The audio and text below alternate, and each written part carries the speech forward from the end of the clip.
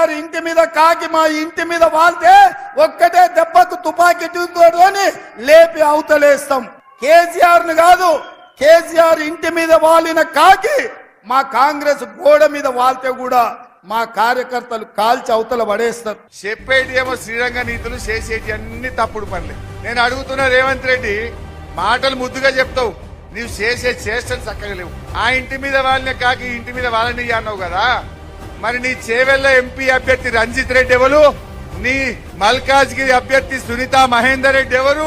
నీ వరంగల్ అభ్యర్థి కడియం కావ్య శ్రీహరి ఎవరు?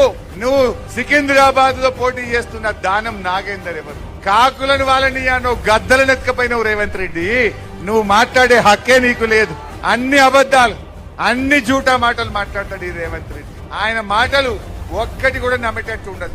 ఒక ముఖ్యమంత్రి స్థానంలో, ఒక బాధ్యతాయుతమైన పదవిలో ఉండి ఆ